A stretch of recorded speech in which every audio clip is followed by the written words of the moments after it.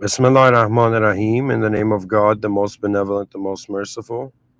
Alhamdulillah Rabbil Alameen, all praise due to the Lord of the worlds. Ihtana Sirat al-Mustaqim, may God guide us to the direct path. A'udhu Billah Shaitan ar-Rajim, may God protect us from the cursed one. Rabbit Firli, my Lord forgive me for all the sins that I am conscious and unconscious of.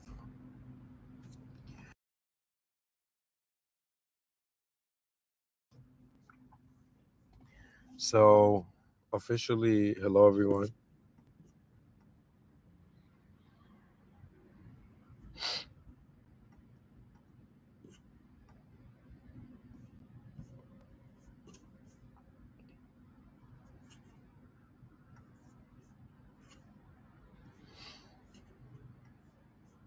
So I can't give a lecture that's too long at least. or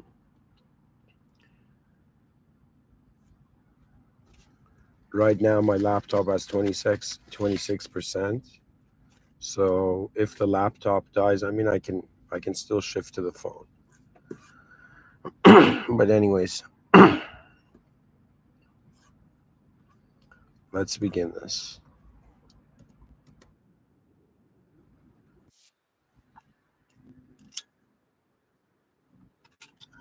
So officially again, hello everyone. Tonight I want to speak about a topic that has fascinated me for countless nights. And it's one of those things that if you as a child wanted to be an inventor, it's like after 30 years, you're going to begin to wonder about, in some sense, how all of human civilization and its effort is the making of a great invention. And so there is this idea that if one person makes something great or genius, so it's as if that person is an inventor. But we can also have this idea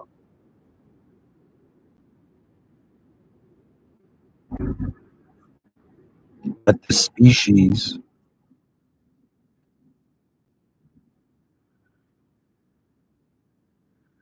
we can have this idea that the species has an inventor sort of destiny. That means we're wondering not about how the effort of one person, you know, leads to a certain result, but we're wondering about the invention of 8 billion human beings together. And I cannot say that, how, legends kept people fascinating. For example, the legend of King Arthur, the legend of, like,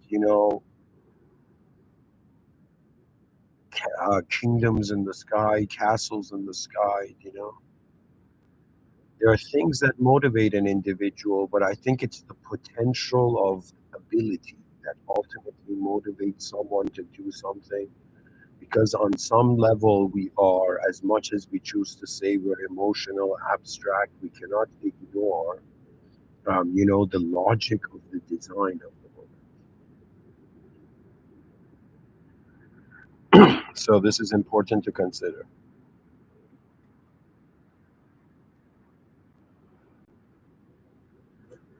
Now, tonight, I've prepared something, okay, to read for you from online. But before I do that, okay, I want to explain more about why I am so fascinated by the notion of an advanced civilization. And I will go on to explain that because this episode is from one level. See, when I come to give the talk, I've tried to tackle the question alone. And I thought it's going to be like this, right? And to some degree, regardless of whatever, like if, somebody else gives an explanation of something, right? Or some book or some AI gives an explanation. To me, it's all about understanding. And to understand something, you need various angles of perception to it. I'll give you an example.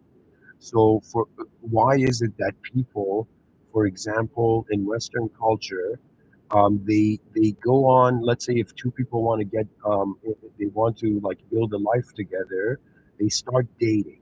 Now, why is it that the first date is not enough? Why is it that when we meet someone for the first time, for example, that is not enough to fully feel like we understand them, correct? And the notion is that man gets comfortable with what he understands. Anything he doesn't understand, he doesn't get comfortable, right? And I've noticed this because if you're a podcaster, you know, some part of your, you know, it's not that your value is in the hand of others, but if anybody communicating something beyond their world and it's being received somehow is intriguing, you know? And so, what I'm trying to say here is that if somebody doesn't understand something, they don't access it. Okay. And at the same time, you know, they become comfortable by understanding something. I'll give you an example. If I'm in a vehicle, right, and I don't know where the vehicle is going, I'm like, what the fuck? Like, you know what I mean? You know, right? But if I understand where the vehicle is going and I just realize, you know, I was ignoring the GPS, you know, if I know where the vehicle is going, for example, the people on an airplane, right? It's like the certainty of what's going to happen and us understanding the situation gives us the comfort, okay?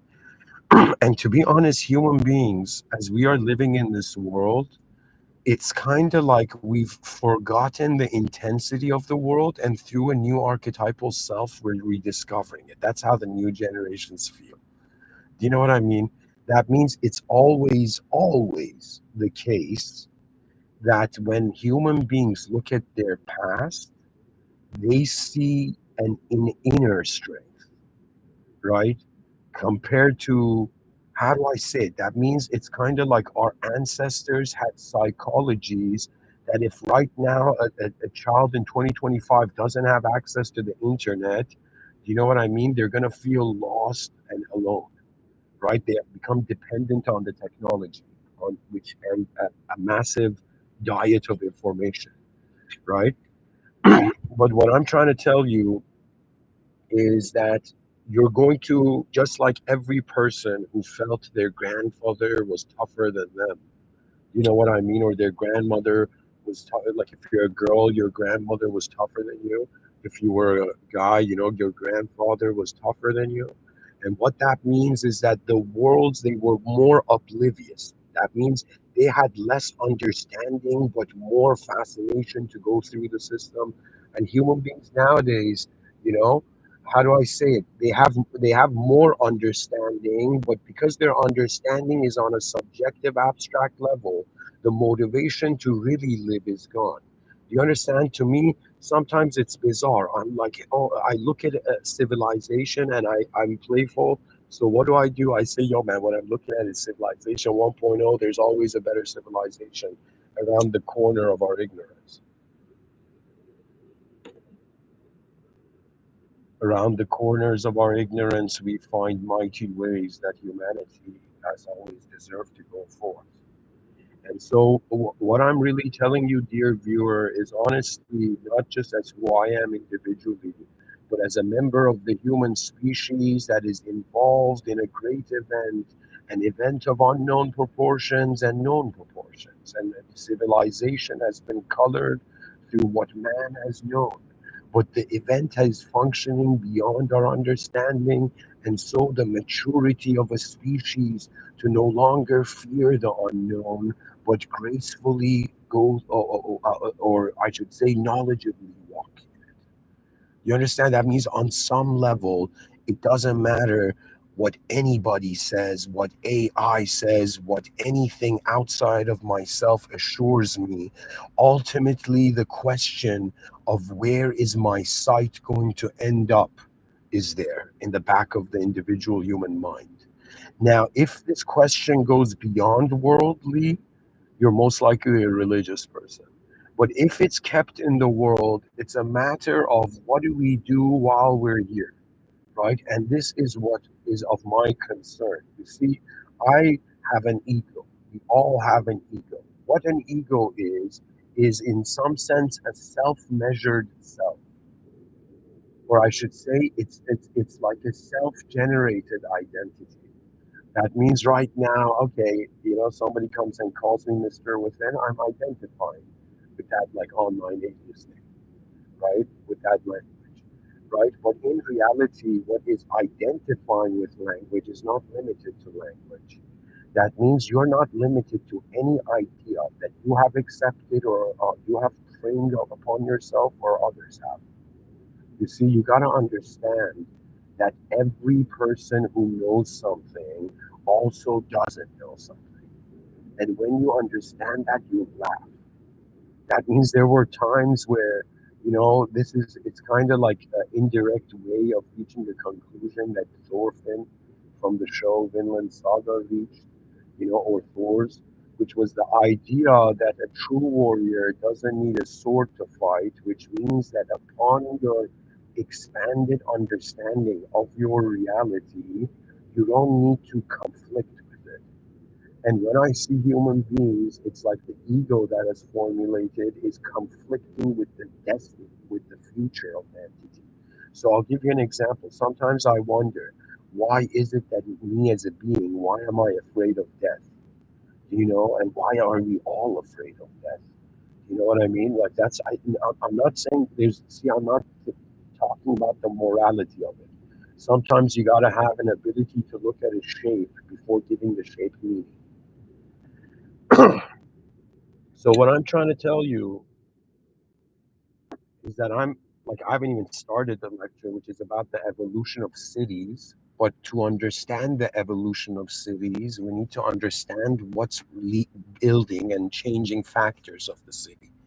Okay, and right now, because I am Muslim, and I also, what that means is I acknowledge a higher power, a system admin that is not limited to the system.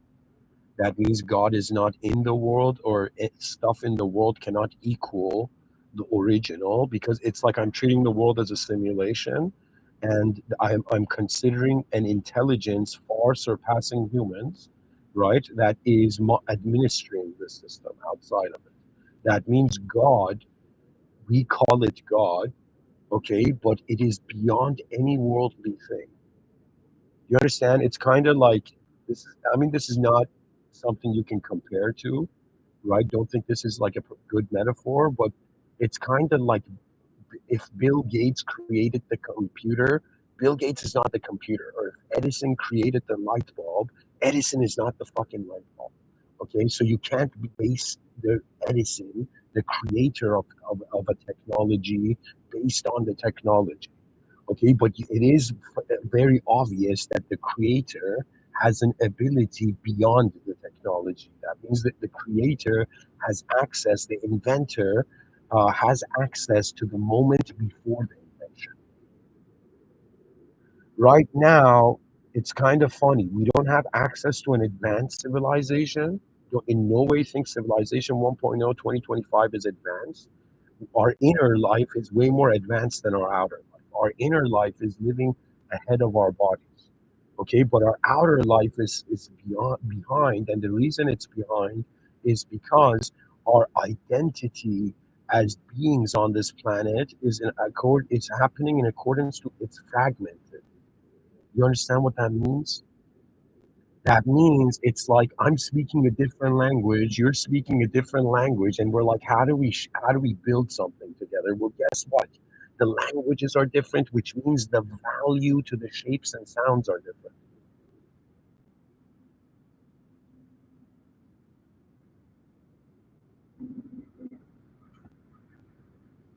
Guys, anytime the volume drops, so I got to tell this to the viewers, okay? I'm recording this lecture from YouTube, like youtube.com, just in in the from the studio app of the web app, okay? And what that means is, and I'm also doing this on a Mac. Now, Mac has a feature that it's not like you. I don't know. It's like a little complicated to kind of stop. I even checked it before, but it automatically adjusts the input. Okay, and I can't control it. It keeps bringing the input down. And the solution is for me to get a microphone, but unfortunately, in this moment, it's like this. So just let me know if it's inaudible, please. Anyways, let's keep going. So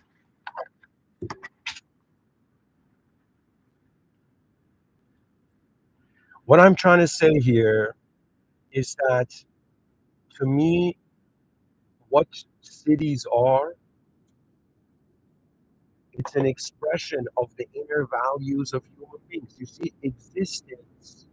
Let me tell you this way: when you see a human being, when you see any entity, that means if I just start my case study of trying to analyze reality from this perspective, that okay, let's just say I was I was looking at a surveillance camera of a room. Okay, that means I'm not in the room, but I'm looking at surveillance footage of the room. Okay, and it would be in some sense. Um, I'm trying to suggest that if an entity, okay, from in a world moves, the movement is still not meaningful until it starts doing intelligent activity. Okay, so that means if a human being, let's say I bring like Lego pieces and I put these Lego pieces in front of someone. Okay, and imagine they just stare. Okay, in front of a child, and imagine the child just stares at the Lego. You understand? It's just like, okay, that's kind of weird, right? But imagine there's a child that sees the Lego and realizes you can build something with the Legos, and then at the same time, you have to break down that stuff and build something else with the same Legos, right? And it's like, believe it or not, instead of Legos, now change it to all the content of your inner mind. That means like you're using your memories, your knowledge, your how much information you've accumulated as an entity in reality, and you're constantly like rebuilding like Legos the meaning of it, right? Because on some level, sure, the people are going to be like, okay, this is a person who is coming and talking about the future at a time where everybody's stuck trying to like make the past happy. Okay, right? What I'm trying to say is that, believe it or not, you can unlock permissions. For example, like on Discord, you can create a text channel and you can give people permission to access it or not. Okay, and you have to ask yourself as a being, what have you not given yourself the permission for? You know, and I think human beings have not given themselves the permission to envision advanced versions and variations to our civilization and efforts. And it's simply because sometimes the world sees submission as a very bizarre concept. Because if it's not done by a benevolent being, it's ugly. Okay? What that means is like, there's one way to defeat the opponent, and there's another way you defeat the opponent by never letting the opponent see you. You know? I'm not trying to judge here, like, the difference between samurai and ninja tactics, but I'm trying to say that the ninja understood if the dude can't see anyone, he can't know how to fight that.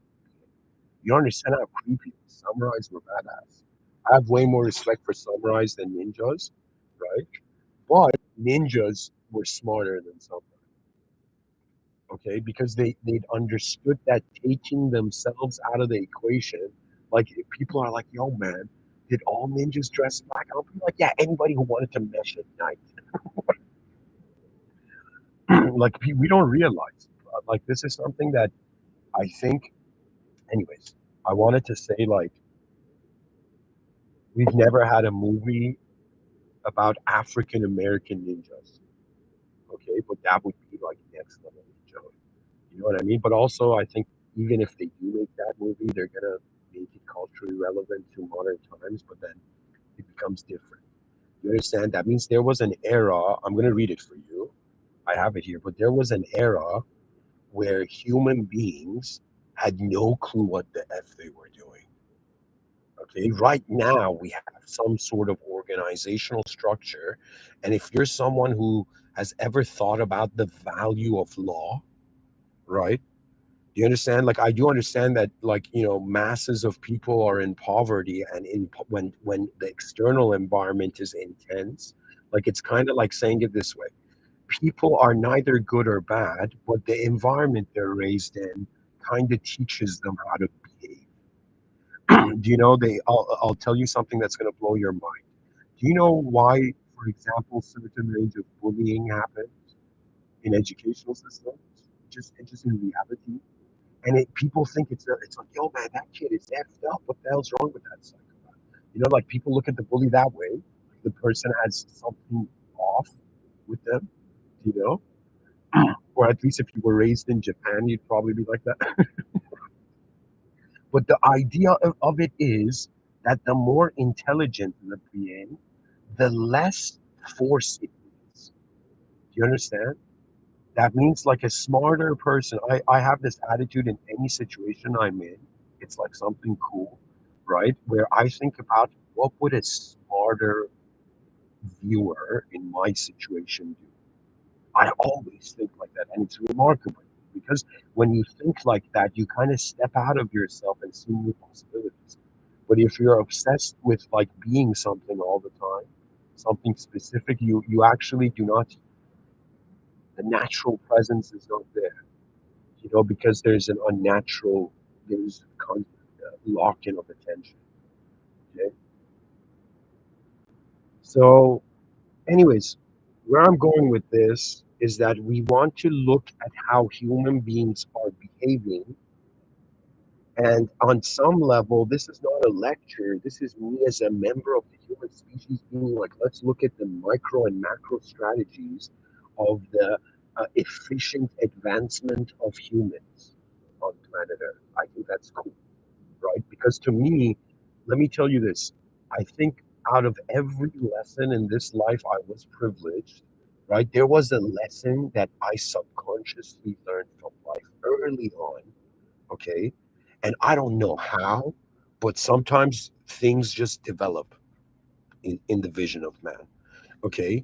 And I remember I've seen with my eyes street smart people. This is me before the age of 15 on planet Earth. I saw an example of a street smart person, and I saw an example of, if somebody tells me, Mr. Within, or I mean, not like that. Let's say somebody asks me, hey, man, in your childhood, did you ever see some human being that had a supernatural connection with nature? I'll be like, when I was young, I saw. You don't understand. When like, I'll tell you guys a memory that might give you guys goosebumps. Okay, but it really happened. So I have a twin brother, and I'm also Iranian. And in my youth, even though my early youth I was in Vancouver, Toronto, at some point I go back to Iran. My parents just, like, shift gears and they go back to Iran. Okay, guys, hear this out. This is something important, and I think there's a reason I have this memory to share it with you. So my grandfather, who passed away last year, you know, I think it's a bit more than a year. When I was very young, he had a best friend. Okay, and my grandfather is, like, you can see, like, he was businessman. Okay, for his time, right? And he came. I'm talking about my grandfather from the father's side. Excuse me, from the mother's side. And he was living in a village, and he came to the main town, and he started, like, selling, like, leather. Okay, which was something they would do at that time. Okay. Anyways, one of his close friends was this guy named Mr. Hodgson. Okay, and this is in Iran. Hajj is a term of respect, but also it's someone who's gone to Mecca. Okay, this guy and my grandfather, I don't know.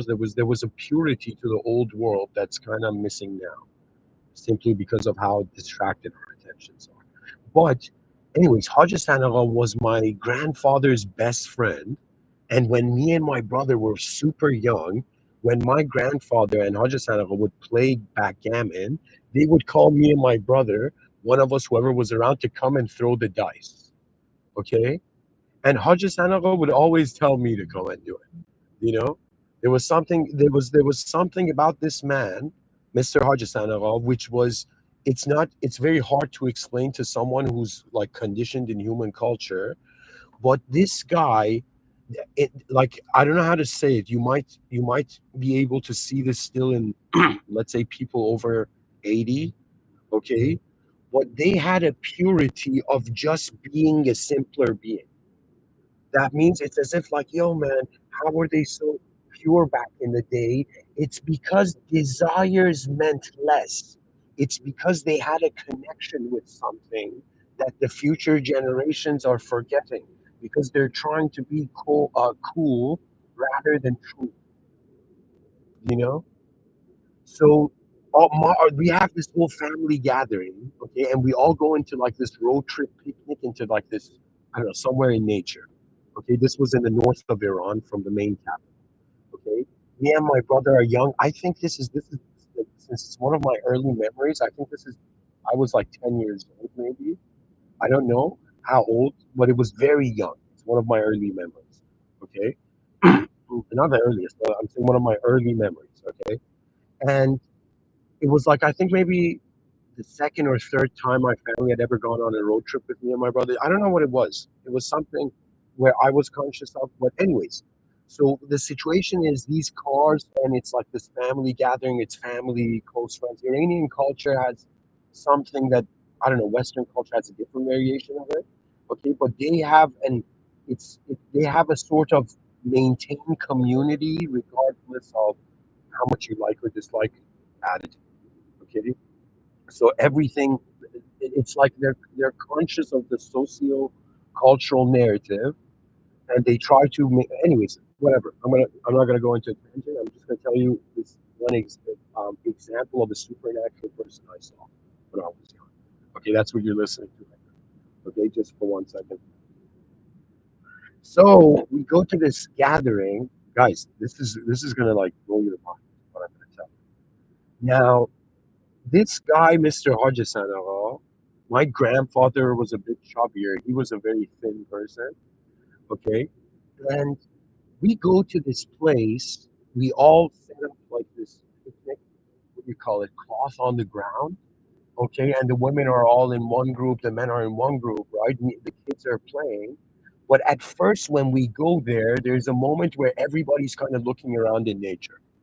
Now, I'm there where everybody's like at a proximity of like, I don't know, a couple meters away from each other. Okay.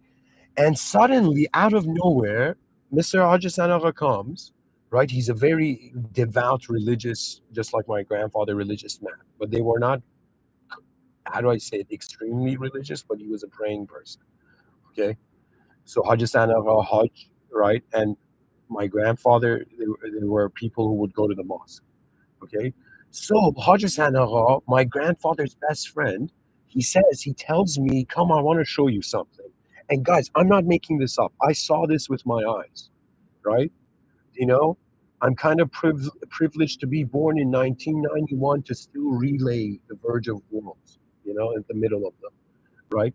But anyways, so what happens is Hodges Hanaha tells me to come, and I'm looking at this log. Guys, I've never seen anything like this. He puts his hand on the log, okay, and what do you call it? Something like a chameleon, not a chameleon, but something like a lizard, a small lizard or something, comes and stands on his hand. I've never seen something. The animal came to his hand. Do you understand? Imagine putting your hand on a log and an organism from the log coming and right and standing on your hand as if it's greeting you. You understand? There was a moment where after this was like one memory, another memory, my grandfather had with like some sort of like plastic bowl caught a bee, okay? And he was showing it off to people, right?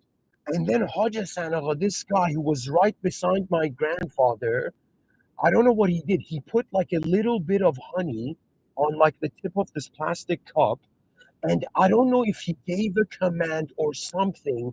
Everybody at the table, he was playing backgammon with my grandfather, like backgammon was there. On his hands and cup, around like 20 bees just came out of nowhere. and he was always smiling, but it was a smile of, I don't know if it I don't it's very bizarre. At the time, I couldn't tell, but it was a smile of acknowledgement of the divine. That means there are some people who you think are religious who just pray, and there are some people who they are in that inner, no, I don't, it's not external. They are in the mercy of the system admin. Do you understand? And guys, I'm getting goosebumps, but because I'm getting the exact image memory of it. But there was something, and I don't know. Because I was away from Iran, like let me tell you what it's like being someone who's not only bilingual but raised between two cultures. It's like they gave me a taste of Iran, of like, yo, man, what life could be, what all the people I knew, how they were going to develop, and suddenly I shifted back to Canada, and I was walking in a different world, you know. So it might have been more than 10 years, or maybe 20, maybe 15 years since I said the word Hajjatan out right now, you know, or whatever. It was like from a past. You know, it's very funny. There, you have people in this in the new age community being like, "Yo, man, in my past life, I was Napoleon." I'm like, "Fuck it, thanks." You know what I mean? And I'll be like, "In my past life, I was Napoleon's instructor." You know?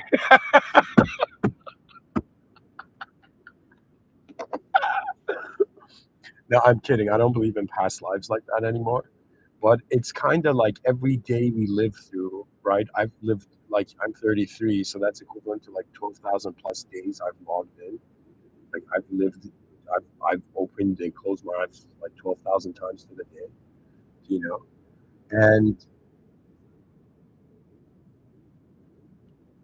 in these 12,000 times I've logged into this, you know, massive three-dimensional multiplayer online game, but it's instead of calling it multiplayer online game where it's on a 2D screen with pixels, it's 3D, and it's instead of pixels, it's elements. You know, and earlier in my lectures, I talked about this idea called the eventum. I coined that term, and I coined it. You know, I don't know what's going to happen to these talks, but if they're ever acknowledged, right? I think I've set them up to be. I created this term called the eventum, and I was like, "Yo, man, these guys are saying the atom is the smallest unit to like matter, right? And when it comes to mind, okay, the smallest unit of mind." In that lecture, you can search it and type in Mr. Within eventum, right?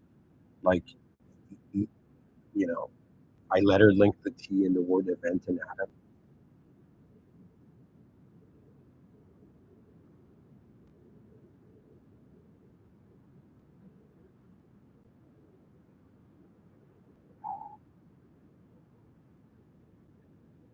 Anyways, so far, I have explained to you kind of about the context of the human.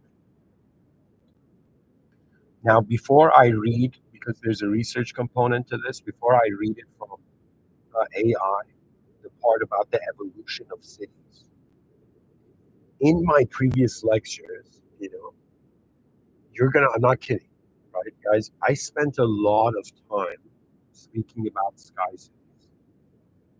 And you might not believe this, but I've written about how a strategy for human beings to indefinitely bypass extinction, you know? It- See, it's like,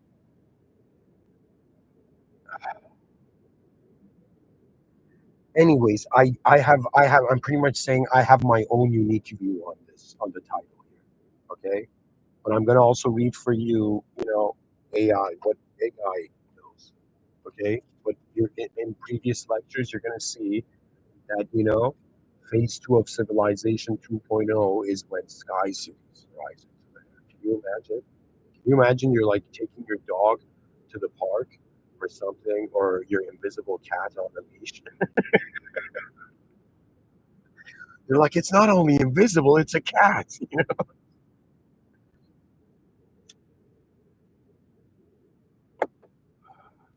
And suddenly you notice, wait a minute, how come you're not seeing the edge of town anymore?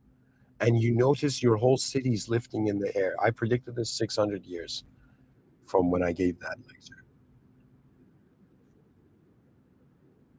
But anyways, you're listening to someone who's a futurist. For me, I notice the past, I notice the present, and the future remains.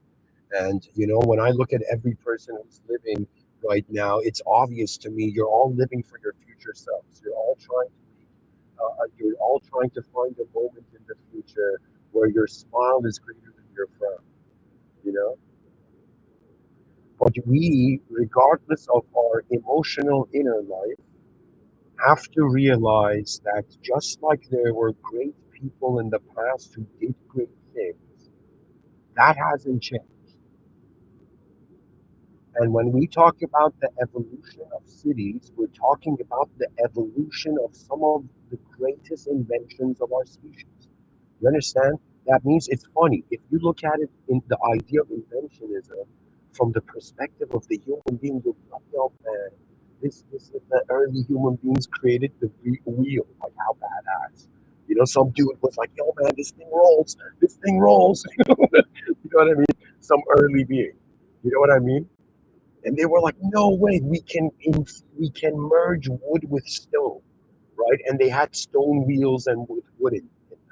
You know what I mean? Like that was like the most advanced technology at the time. But what I'm saying is that was like a human invention. Okay, that's why they say you don't need to reinvent the wheel because some dude did it. Yeah. Some like primitive person was like, oh, like, you know what I mean? Like fucking the wheels like working suddenly. You know what I mean? Everybody like cries, like cavemen are crying for the like when they discovered fire. You know what I mean? Like the first burst of joy. Like, is this fire hugging me with warmth?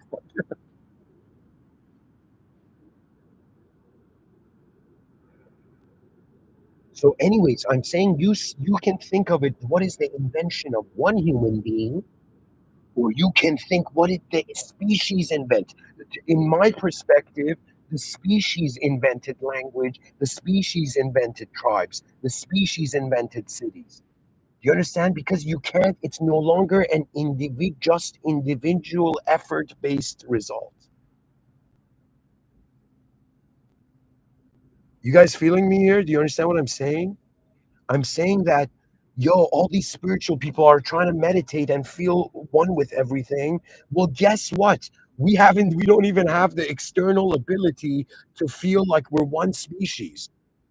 We're still in the nationalism era. We're not in the transnational era.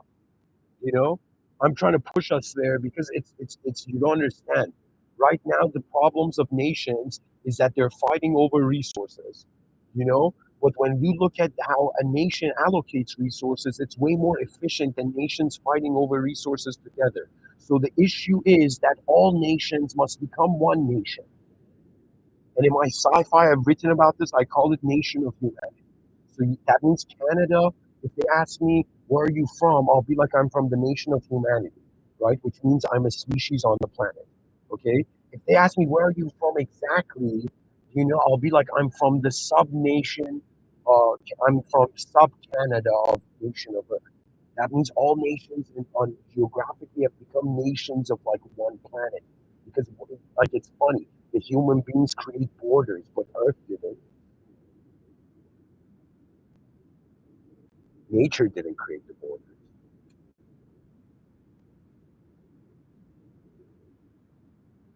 Because man-made thought cannot be natural. Because is memory natural? I don't think memory is that natural. Like people are going to be like, this is the most bizarre statement, but even though it is, but let me tell you, the point of it is not to fall into the status quo. The point is to see what else can be noticed, what other angle can we see that we haven't seen before. You know.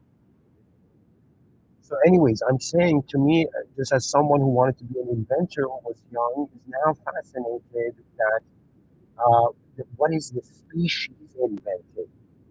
And if the species was a person, how mature it is it?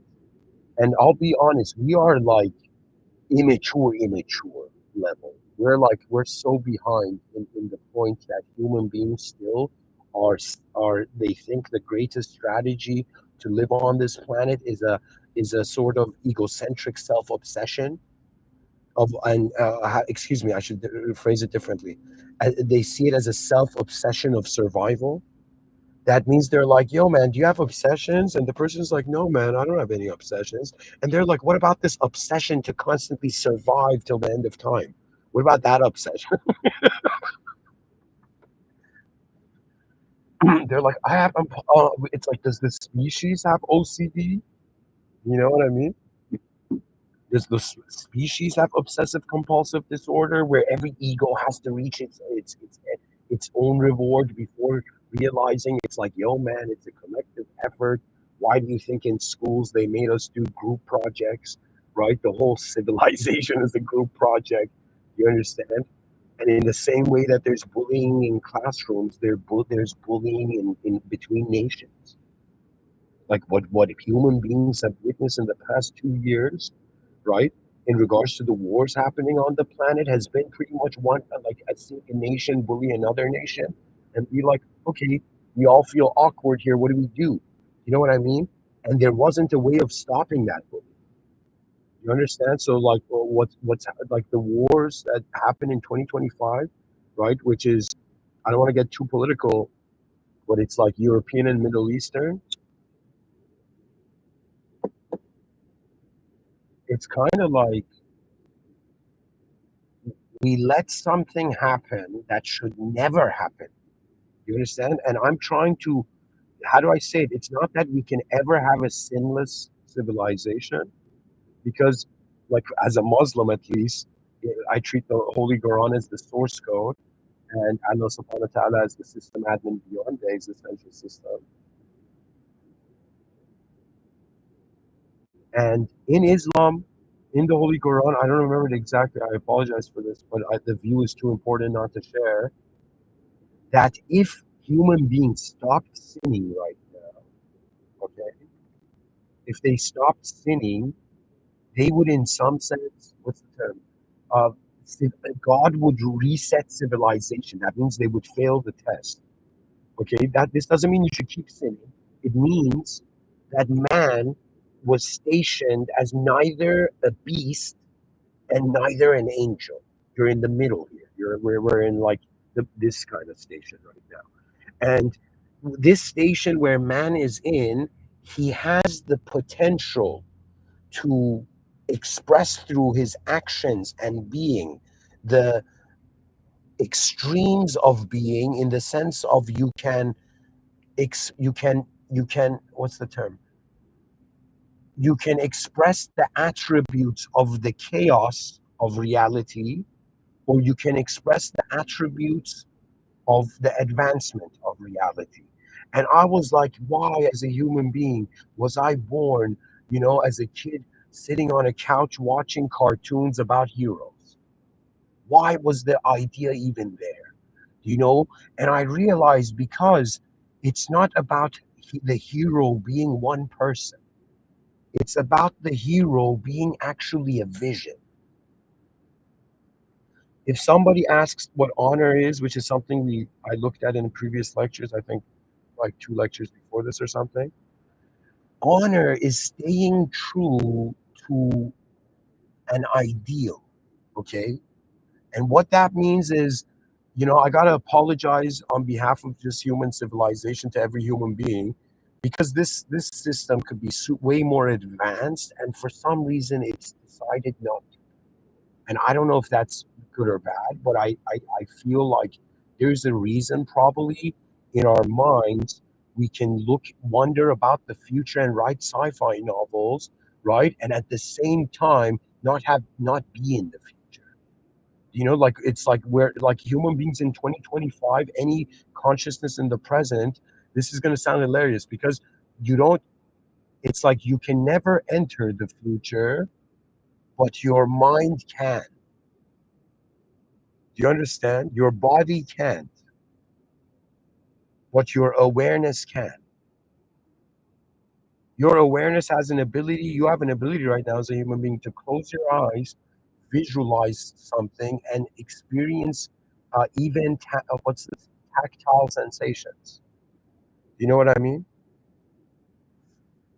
And what I'm trying to do is assemble the most advanced, I'm trying to, in some sense, get the advanced humanity here so I can relax and go do something else.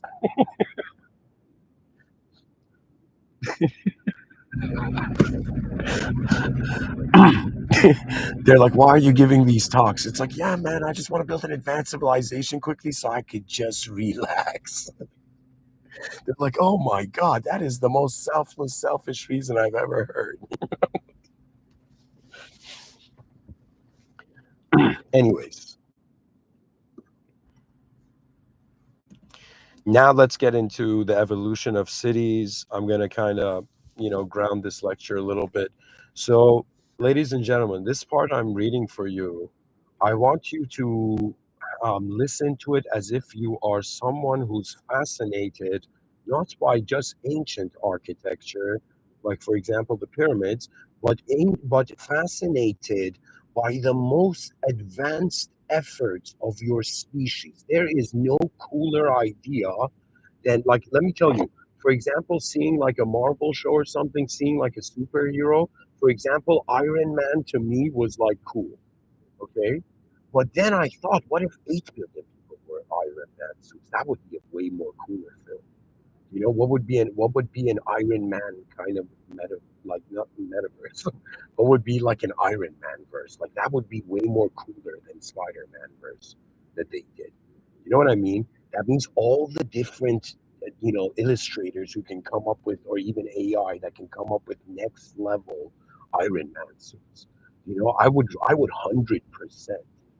Even Rotten Tomatoes would just like it would probably give 10 out of 10 just to bring attention to this. But it's the idea of seeing one ideal in an individual conscious dimension and now beginning to wonder about the emergence of that ideal in a collective conscious scenario. I'm trying to say, if you've ever like tried to um, uh, if you've ever tried to do something like better or cool, right? Now I want to tell you, like, honestly, my fellow human being, species member, you know, it's like there is nothing cooler than an advanced world filled with advanced beings. And somebody might be like, you know, Mr. Within. That's heaven, bro. And I'll be like, in the world, in the world. I'm that person who was so fascinated by paradise that I'm like, what would paradise on earth look like? And that doesn't look like a utopia. It looks like an ever advancing system. It's like no longer egotistically limited. That means the identity of the inventor does not limit the invention. But for example, me as a Muslim, because I love my inventor, I identify with it. God is not just an idea. It's a presence where you break down in front of, if you truly, I think, experience it. I don't know, but to me, I had an experience where it was as if, like, imagine imagine a might beyond worlds, and you feel its attention. Imagine that which is beyond human. Do you understand? That means beyond human fathoming. That means you can only honor it. Do you understand what I mean? Like, to be a Muslim is to submit the ego. When you submit the ego, you realize your value was based on your ego. But what gives your value now? And then you begin to see you finally reach that point. And I will congratulate you that you will realize you didn't create this world. You're just creating it.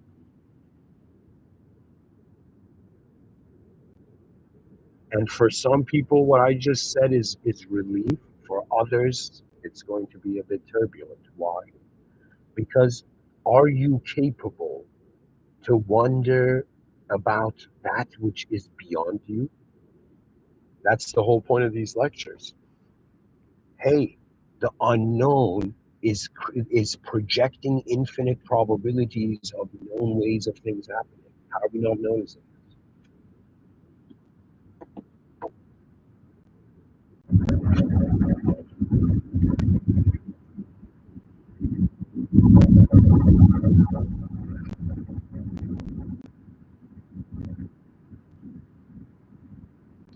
All right, guys. So now, again, trying to ground the lecture. Just I need a 10-second breather.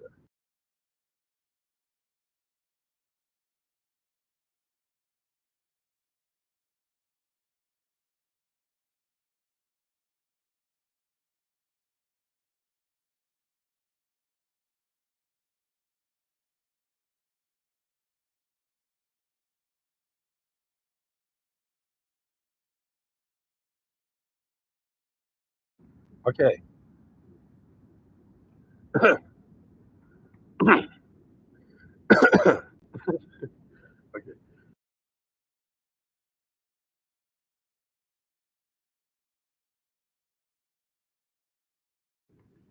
All right. Bismillah ar-Rahman ar-Rahim. In the name of God, I'm gonna read for you the evolution of cities,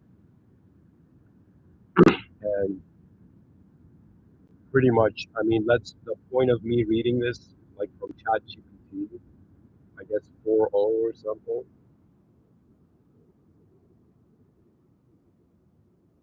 Ladies and gentlemen, I'm reading this for you to give you a sense of what other ways we can look at it. But since every person has their own DNA, every person has their own starting point, every person, we cannot expect 100% understanding between each other, but we can expect beyond 50%, like more than 51%. So what I'm reading here is I'm trying to see like, okay, how far can just man and his tools, explore reality. To me, it's not like me reading this AI is not different than like, Galileo using a telescope to kind of notice Jupiter's moons or something.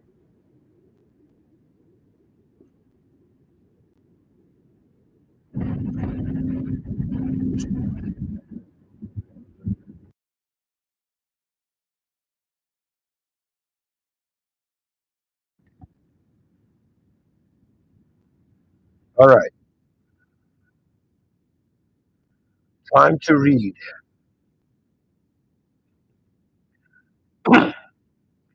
So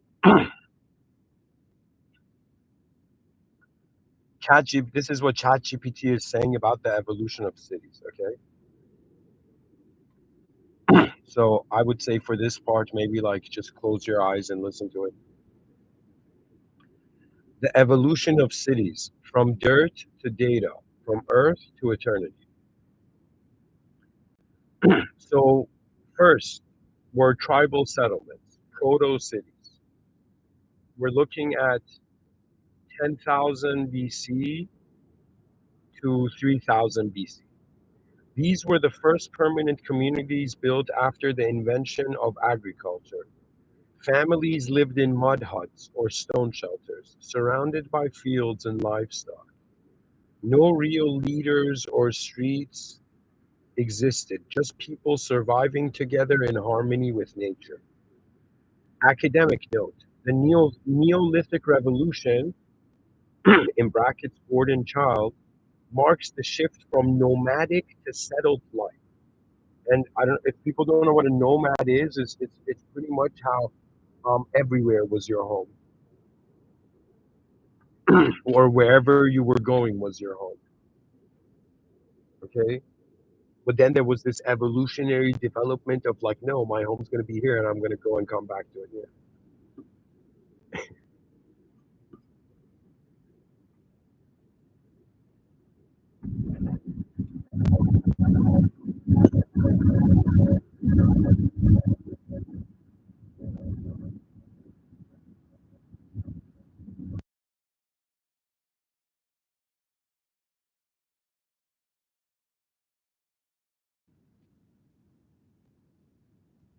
So to continue,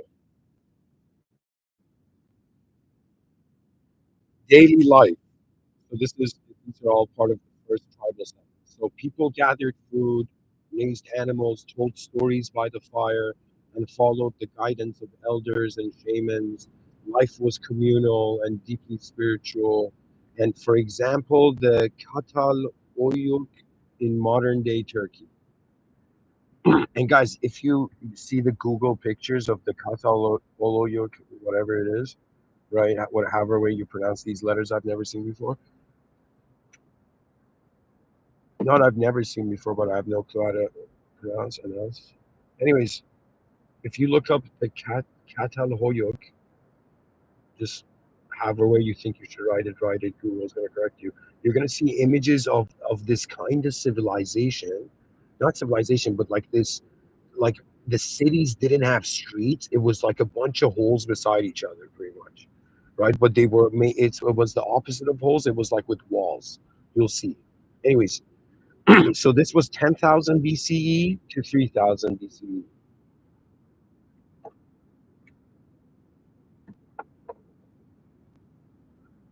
We go to the second, okay, which is from 3,000 BCE to 5,000 BCE.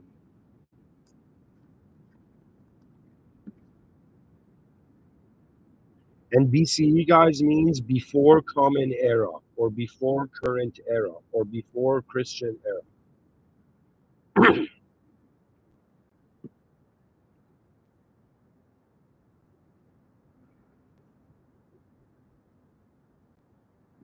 Okay, let's keep going.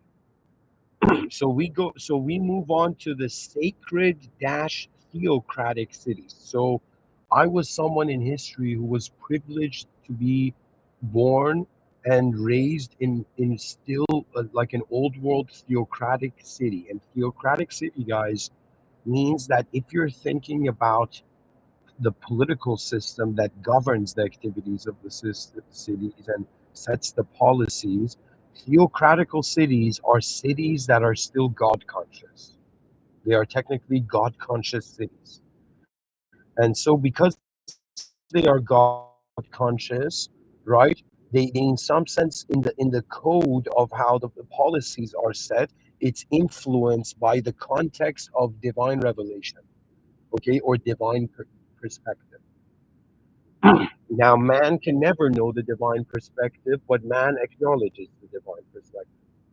So I'm going to read it. Sacred dash theocratic cities, 3000 BCE to 500 BCE. Cities were now built around temples and ziggurats.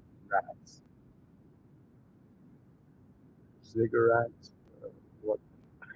No, I think they're like moving temples. What are they? Let me look this up, guys. In ancient Mesopotamia, a rectangular step tower, sometimes surmounted by temples. Sorry, guys, what I was thinking was a wagon. It's not a. It's just a design of a temple. Okay, it's a type of temple. I mean, obviously, he says temples and ziggurats, but it's a kind of temple with staircases. You know what I mean? I don't know. Cities were now built around temples and ziggurats. Power was divine. Rulers claimed to speak for the gods. Streets were designed to align with stars and cosmic symbols. These cities were spiritual and majestic. Daily life. You lived under religious rule. Rituals were part of daily life. Markets bustled near the temples, and everyone contributed offerings to keep cosmic balance. Urban theory.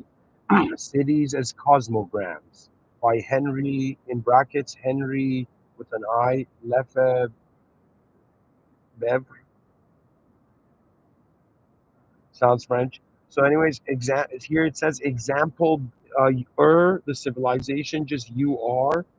So if you've ever tried to spell your, on your phone, but with a capital U and R, like that's a civilization.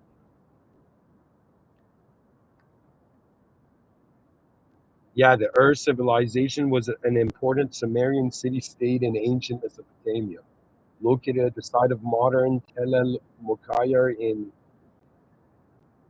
Zirar Governorat. Southern Iraq. It's like the letter U and R is the name of a Sumerian city state, okay, ancient Sumerian city state. Anyways, so now we go to the third. Okay, so we go to 500 BC to dash 500 C Common Era. So from 500 before the Common Era, we go to 500 CE, right? So that means the year 500, if I'm correct. So here we have imperial, like I'm sure it is, imperial dash administrative cities. These cities served. So guys, we went from cities just being like, yo, man, let's just for the first time experience ourselves as a group and feel like in union with everything. To then like, yo, man, there is a hierarchy to the city, and now the hierarchy went from just being in the inner realms into externalized into the outer realms. Do you understand? That means it was so. Anyways, it went from theocratical to imperial to administrative cities. Okay, so in the year 500, these cities served vast empires, grids, forums, aqueducts, and military roads were signs of elite planning. Authority came from law, armies, and bureaucracy. There we go. So in the year 500, right, cities became intelligent enough to be like, yo, man, let's set up laws here. You know what I mean?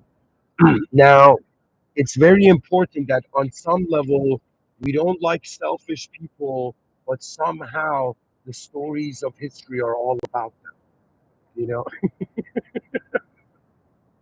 But the greatest are were those who were selfless and advanced the system, which means they didn't break the system to advance it. They, in some sense, ushered in new eras. To me, nothing has a more beautiful vibe. That means there's a type of beauty, for example, if I see like a beautiful woman, right? And then there's a type of beauty that has nothing to do with, it's like, how do I say it? It's a verb. It's a beautiful verb. It's not a beautiful noun, but the verb is collective. It's like a new era, a new paradigm, a new revolution, a new advancement. You turn on the TV on the new instead of seeing the news channel that's say updating you on all the failings of mankind, you begin to see everywhere suddenly like it's like breaking news. This is advanced on planet Earth. This is advanced. This company is advanced. That this human being is advanced. And the massive overload of how everything has been actually advancing, right? But they've made us feel as if it's not. And the permission to update the outer realms is not something whether man grants himself, but it is in some sense, it is obvious that we are in the caterpillar cocoon of humanity in 2025, where human beings are post transnationalism, where they are still identifying as characters in stories of their own, not realizing the world in front of them is calling them to the higher uh, realm of it. You know. Anyways, I'm gonna keep reading this AI thing. Sorry, I got intensely passionate. So imperial administrative cities, 500 CE. Daily life, you could be a merchant, soldier, or slave. Civic buildings, stadiums, and bathhouses surrounded you. You knew your place in the empire. Theory, Roman planning reflects social hierarchy. In brackets, Vitruvius. Exactly. Social hierarchies were necessary to, in some sense, have the form. It's kind of bizarre, but everything happens in life. It's showing us all the other ways it could happen. So here it says, example, Roman, Changan, Persepolis. And guys, I was privileged in my youth to go to, I think it's in Shiraz. I'm not sure, I don't remember exactly, but I went to Persepolis, like the physical land. I've stepped in that empire's like physical place, at least historically. Then we go to 500, year 500 to 1500. And this is where we're finding feudal mercantile cities. Wait, guys, let me check something.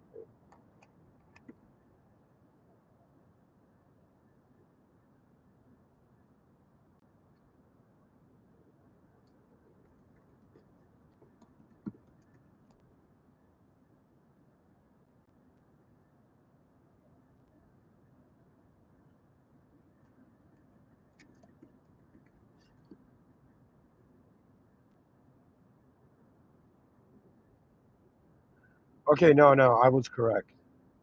I was correct. Okay. It's the year 500. So we're going to from the year 500 to the year 1500.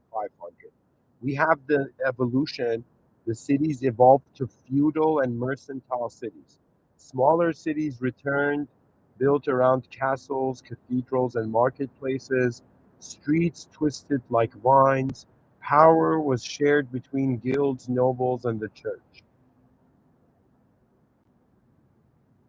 Daily life. You belonged to a guild or served a lord. You worshipped locally and bought goods in the market. Festivals, plagues, and pilgrimages defined your year.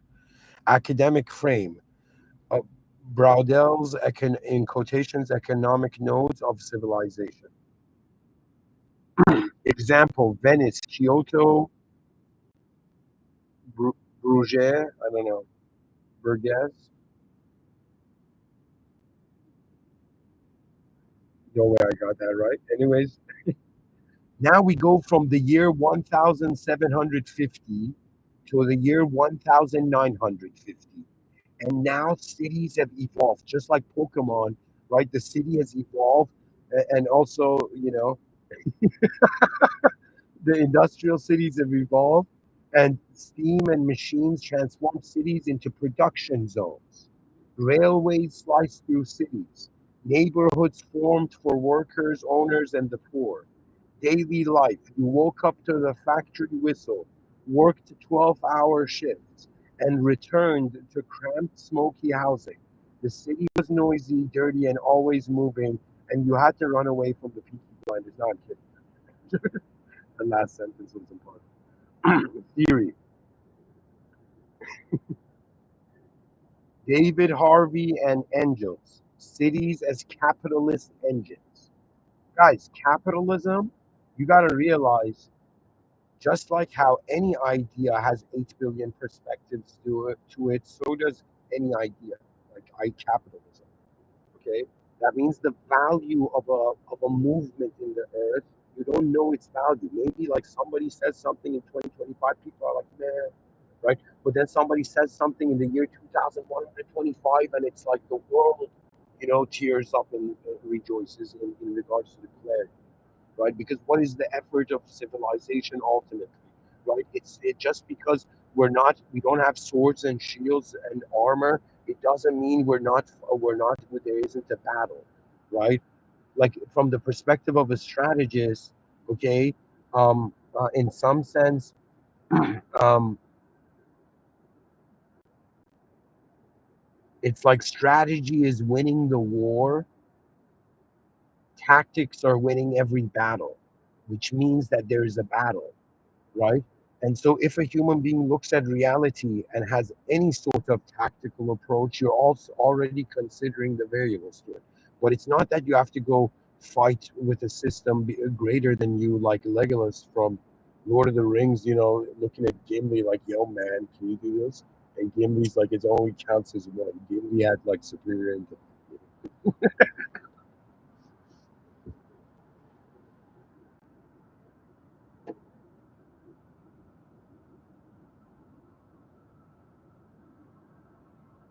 So, examples are Manchester, Detroit, Berlin, Birmingham. Doesn't say Birmingham. Guys, that Peaky Blinders was like, if one day I ever start like a kind of like psychological review on like, characters from TV shows.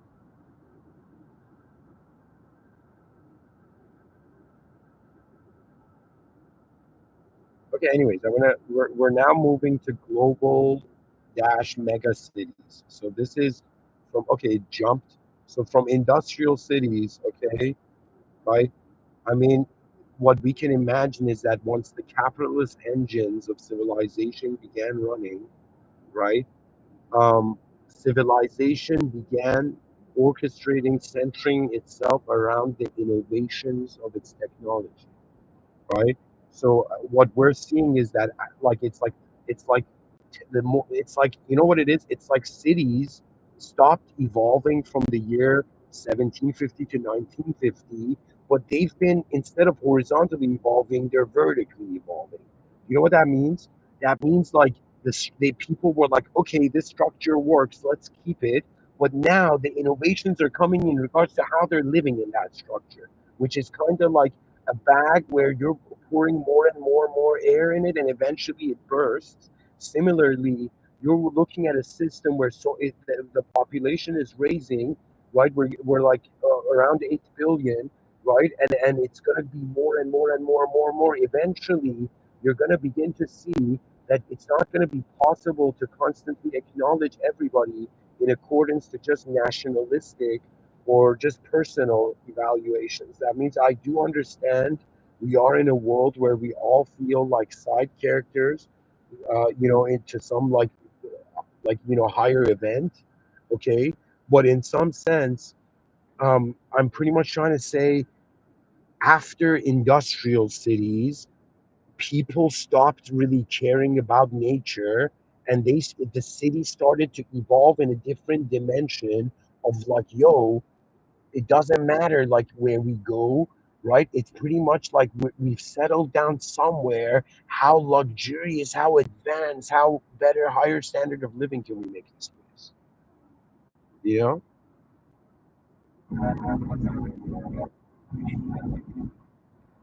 So anyways, guys, I have 15% on my laptop. I'm gonna finish reading this and then I'll end it. So 1950 to present, global cities are connected by airports, finance, and media. Skyscrapers dominate skylines. These are cities where the world comes to meet, make deals, and make art. Daily life. You ride metros, use multiple languages, work in high rise offices, or live in urban slums. The city never sleeps, and diversity is its power. Term. So here, the term, I think the term megacity is a term coined by Saskia Sassen, global. Oh no, sorry. Here it's saying the term global command nodes, term coined by Saskia Sassen. I don't know who that is, but that's an epic way of phrasing it.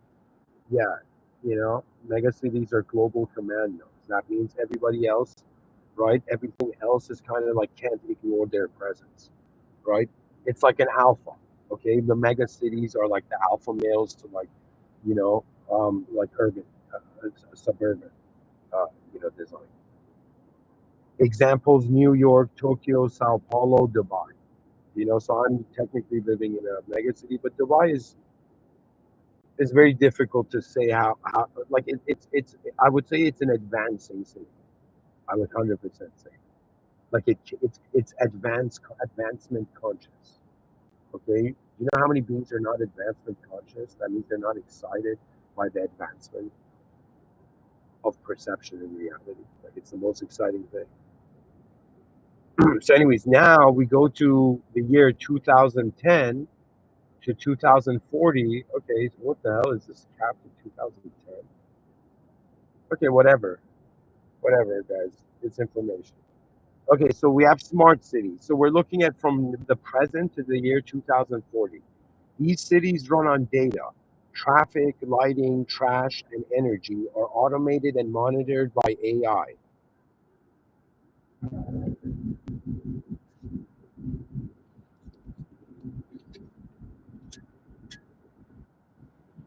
Guys, I had to take a screenshot of this. There's something in here.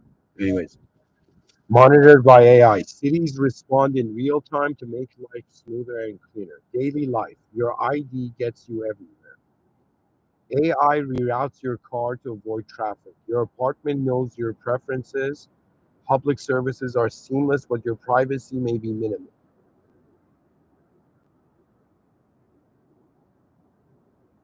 So here, there's a person named Carlo Ratti, Ratti, and he has this concept called sensible cities.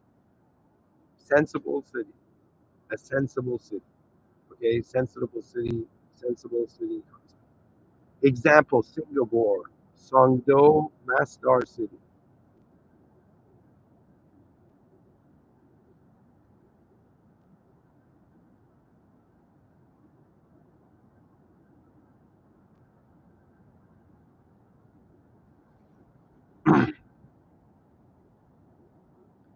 Then we have from the year 2020 to 2050 magnet cities designed for innovation and lifetime. These cities attract talent, startups, and culture. They blend work, art, wellness, and freedom into one space. Okay. Daily life, you work from a rooftop cafe, attend a VR art gallery, and join coding sessions in parks. You live for experience and impact. What? Okay, I think this AI has failed. Theory, Richard Florida's creative class cities. Example, Austin, Berlin, Neom, Tel Aviv. Okay, then we have year 2030 to 2100, sky cities, elevator cities. Instead of spreading out, these cities rise into the clouds. Exactly. We're not using three-dimensional space. Why do I say like we need anti-gravity? We need to be like we can have the kind of like how do I say it, hover technology everywhere. You know, sky cities are vertical. Here it says instead of spreading out, these cities rise into the clouds. Sky cities are vertical ecosystems, homes, schools, markets, and parks in one superstructure. Daily life. You live on floor 82, work on 45, shop on 60, and go to the garden on the roof. Elevators replace cars. No traffic. Everything's clean, fast, and quiet. Conceptually linked to vertical utopias like the Bionic Tower.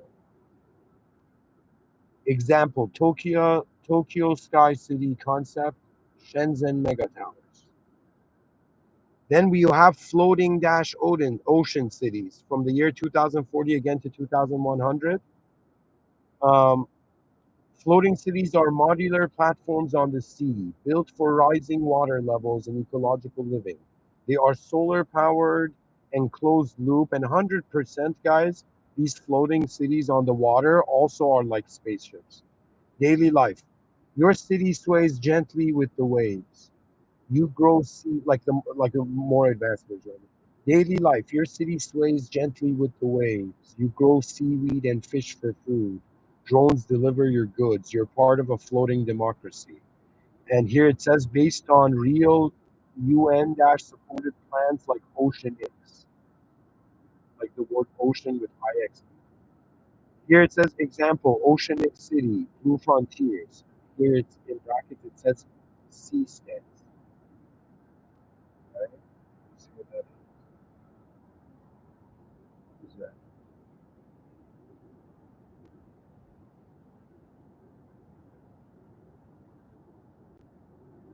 Oh, okay, it's just the name of the company. Okay. Anyways, that's cool. So then we go to the year 2080 to 2200. Now we've come to the evolution of interplanetary terraform cities. Guys, this when it said magnet cities, in my lectures, I had thought about that humanity might be able to create a city that can never fall. Right? I talked about like the legend of that. Anyways, so now we have interplanetary terraform cities. These are cities on the moon, Mars, or asteroids, built underground or in domes. They rely on AI and robotics to survive in hostile environments. Daily life. You live in a dome with a few hundred others. You wear a suit to go outside. You grow food in hydroponic labs. Every breath you take is monitored. Now, here it says based on plans from NASA, ESA, and SpaceX. Yeah, I mean, it's super understandable because, like, they're like right now, humans have paid more attention to how to live on Earth than how to live in the sky and then how to live in outer space. But we can't avoid these. These are cool parts of our path as a species. Here it says example Mars base Alpha, example lunar gateway.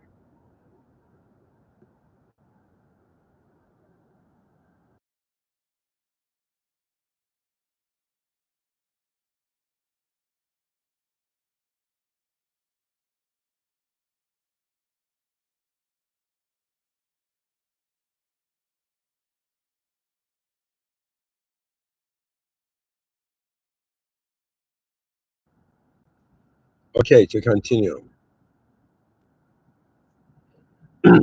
2000, so sorry. So yeah, no. The next one is So that one, the one I said before, was for up to the year 2200.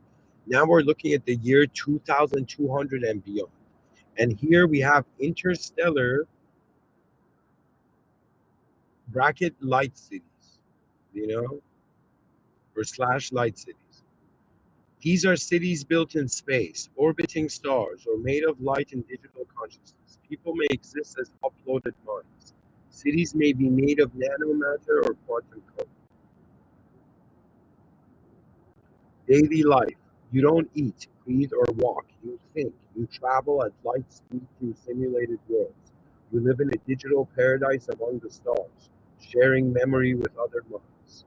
So, guys, you got to watch this show on Netflix called Panther. I think everybody has to watch that and watch it fully till the end of the show.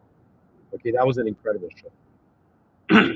Like shout out to the writers. Based on Bostrom's theories of digital immortality and Dyson swarms. Yeah, Dyson swarms are like whenever you hear the word Dyson, the common man thinks of a vacuum cleaner.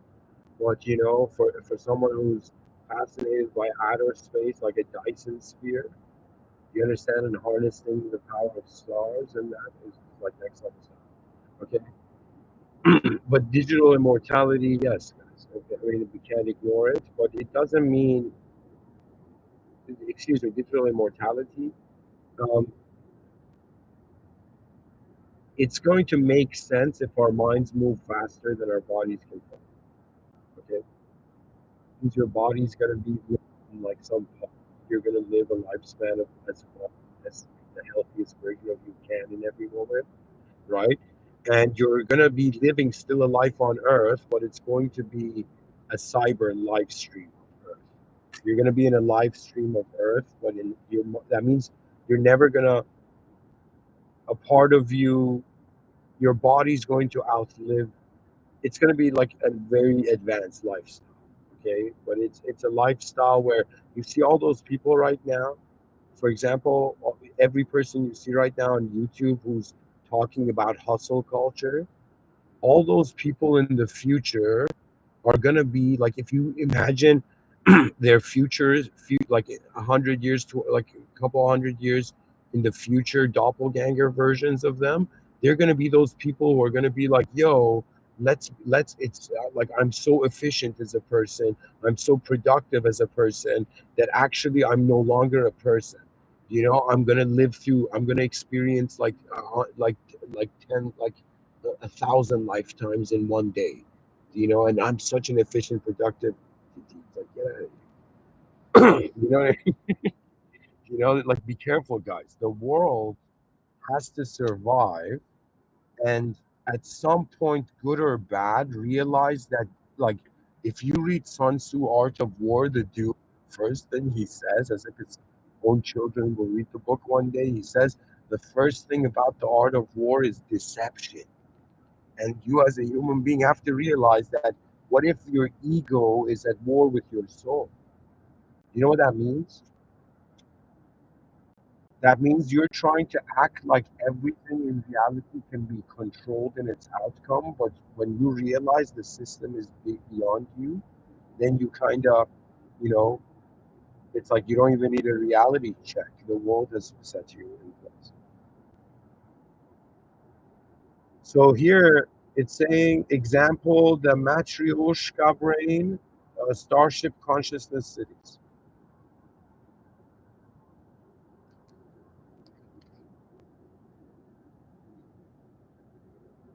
Guys, Google is so smart. Google is so smart. They've pretty much made their AI like ChatGPT. Genius.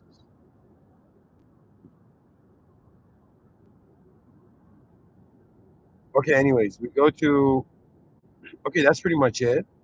And here it says the final statement: mud huts to sky towers, from Mars domes to quantum light.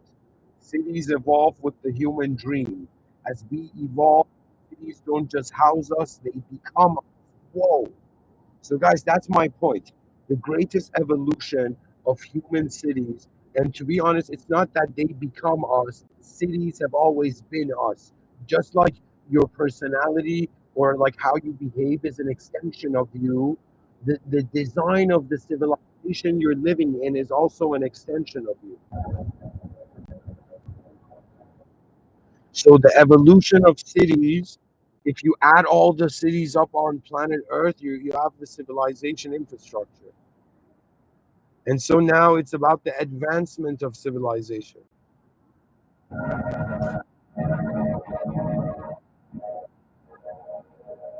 Anyways, um, I gotta end this lecture. My laptop has low battery. I want to thank the viewers for listening. Ultimately, it's I think the coming about of an advanced civilization is a collaborative effort, and it's a conscious effort that man is not the architect of the world, but man can learn from the world to architect himself efficiently in this reality. And to do that, man has to acknowledge values that are beyond him. In the same way that if you have an ability to look at ants and feel like a higher power compared to them, it's now to wonder about how you are the ant and what is the higher power. For people who don't have faith in like a living higher power, which is God, for them, their highest power is ideal. It's not that the atheist who says, I don't believe in a higher power, doesn't believe in a higher power, because you cannot ignore the dualistic nature of reality, which renders a spectrum. And when there is a spectrum of different capability, there arises in the same moment's eventhood hierarchy. So what that means is that you're looking at the evolution of consciousness, reaching a point where it doesn't need hierarchical reform because man has been seen as, and how do I say it? It's like if you ever thought human beings were stupid, if you ever thought they were evil, if you ever thought they were cruel, if you ever thought they were kind, good, or smart, whatever attribute, dear fellow species member, you have given to our species individually, like the humans, I want you to look, the next time you look at a human being, just ask yourself, is there an unknown potential for an advanced version of what you are seeing? And then you're going to see what fascinates you.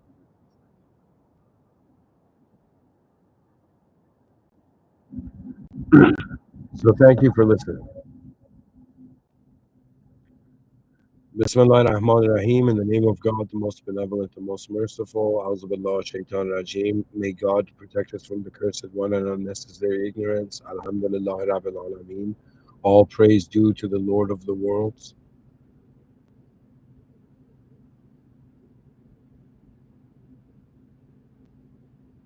La ilaha illallah. There is no God but God. That means the system admin has no partner in manifestation. It's beyond it all. It's beyond worldly context.